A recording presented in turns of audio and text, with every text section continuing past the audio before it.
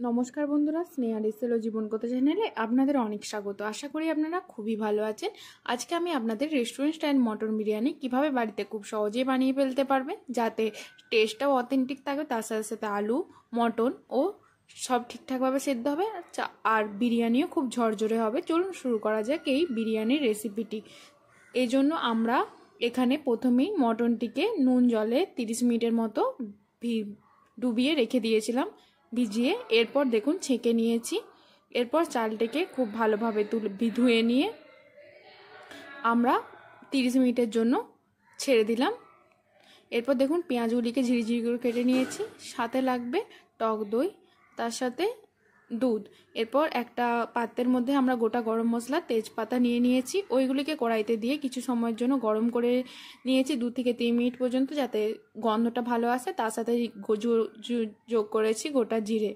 এরপর ওইগুলি যখন গরম হয়ে গেছে, একটা সুঘ্রাণ বেরিয়ে এসেছে, তখন আমরা তেল দিয়ে দিয়েছি। তেলটি থেকে গরম হওয়ার পর আমরা ওর মধ্যে কুচনো যে ঝিরিঝিরি করে পেঁয়াজগুলি রেখেছিলাম ওই পেঁয়াজগুলিকে দিয়ে দিয়েছি। পেঁয়াজগুলি নরম হওয়ার পর আমরা মটনের পিসগুলিকে দিয়ে দিয়েছি।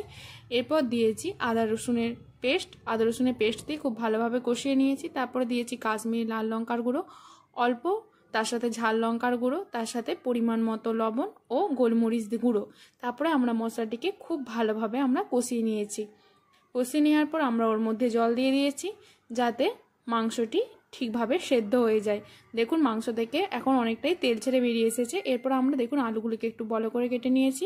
আলুগুলিকে ভাজতে ভাজতে আমরা মাংস থেকে যে তেলটা বেরিয়ে এসেছে ওই তেলটা দিয়ে তারপর জল দিয়ে আলুটিকে সেদ্ধ করে নেবো, যাতে মাংসের ফ্লেভারটা মটনের আলুর মধ্যে চলে যায়।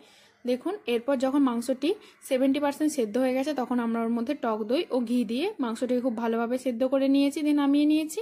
এরপর দেখুন এবার হাঁড়ির ওপরে আমরা গোটা গরম মশলাগুলিকে কিছু সময়ের জন্য রেখে দিয়েছিলাম, যখন জলটা গরম হতে দিয়েছি, যাতে ওগুলি গরম হয়ে যায়, যাতে একটা ফ্লেভারটা বেরিয়ে আসছে।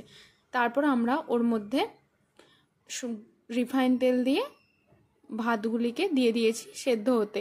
এরপর দেখুন মাংস থেকে আমরা যে তেলটা আছে, মাংসগুলিকে প্রথমে আলাদা করে নিয়ে মাংস থেকে যে দেখুন তেলটা আছে ওইটাকে আমরা ছেঁকে আলাদা করে নিয়েছি, আর মশলাটিকে আলাদা করে নিয়েছি। দেখুন ঠিক এভাবে আপনাদের তেলটিকে আলাদা করে নিতে হবে। মটন থেকে যে তেলটা বেরিয়েছে একটা ছাঁকনির সাহায্যে দেখুন মটন থেকে তেলটা আমরা আলাদা করে নিলাম। দেখুন যখন এরপর জলটা গরম হয়েছে তখন আমরা চাল তুলে দিলাম। এরপর দেখুন যে তেলটা আমরা বের করে নিয়েছিলাম তার মধ্যে 1 বাটি দুধ দিলাম এবং তার সাথে বিরিয়ানি মশলাটি দিয়ে দিয়েছি। বিরিয়ানি মশলা ও 1 বাটি দুধ, তার সাথে তেলটার সাথে আমরা এবার গোলাপ জল, কেওড়া জল ও মিঠা আতর দিয়ে দিয়েছি, দিয়ে খুব ভালোভাবে মিশিয়ে রেখে দিয়েছি পাত্রটির মধ্যে। এরপর দেখুন একটা পাত্রের মধ্যে আমরা জল নিয়েছি, তার মধ্যে আমরা কেশরগুলিকে বের হতে রেখে দিয়েছি। দেখুন মাংসটিকে আমরা এভাবে ঠিক ছেঁকে আলাদা করে রেখেছি, তার সাথে রেখেছি আলুগুলিকেও। এরপর ওই বাটির জলের মধ্যে আমরা দিয়েছি আবার কিছুটা গোলাপ জল, কেওড়া জল ও মিঠা আতর। এরপর দেখুন হাঁড়িটিকে আমরা গরম করে নিয়েছি, হাঁড়িটির মধ্যে ঘিটা দিয়ে খুব ভালোভাবে ছড়িয়ে নিয়েছি, আর ভাতগুলির মধ্যেও আমরা ঘি ও পরিমাণ মতো লবণ মাখিয়ে রেখে দিয়েছি। এরপর আমরা লেয়ারে যাব। প্রথমেই দেখুন মাংস আলুটিকে দিয়ে দিয়েছি, তারপর আমরা যেই মাংস তেল এবং দুধটা মিশিয়ে রেখেছিলাম গোলাপ জল, কেওড়া জল, মিঠা আতর দিয়ে ওইটিকে আমরা দিয়ে দিলাম। এরপর ওর উপরে লেয়ারেই আমরা দিয়ে দিয়েছি ভাতগুলিকে, তারপরে দিয়েছি বিরিয়ানি মশলা, তারপর আবার আমরা ভাত দিয়েছি। এরপর যে কেশর গোলানো তার সাথে গোলাপ জল, কেওড়া জল, মিঠা আতর দিয়ে জলটা ছিল ওইটা দিয়ে দিয়েছি। এরপর আমরা ঘি দিয়ে দিয়েছি। আমরা 2টো লেয়ারের মধ্যে শেষ করে দিয়েছি, আপনারা চাইলে আরও লেয়ার করতে পারেন। দেখুন এরপর আমরা ঘি দিয়ে হাঁড়ির মুখে খুব ভালোভাবে আটা লাগিয়ে নিয়েছি।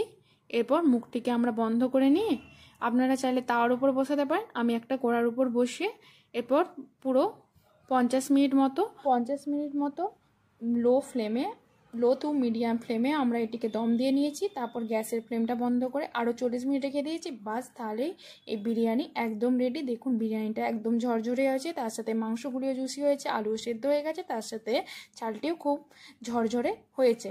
এভাবে আপনারা বানাবেন, দেখবেন আপনাদেরও খুব ভালো লাগবে। আশা করি বানিয়ে আপনারা কমেন্টে লিখে জানাবেন আপনাদের কেমন লেগেছে। ভালো লাগলে লাইক, শেয়ার, কমেন্ট, সাবস্ক্রাইব করে স্নেহা রেসেল ও জীবনকথা চ্যানেলের পাশে থাকবেন। পরবর্তীতে নতুন রেসিপি নিয়ে আবার ফিরে আসবো, অবশ্যই চ্যানেলটি সাবস্ক্রাইব করবেন।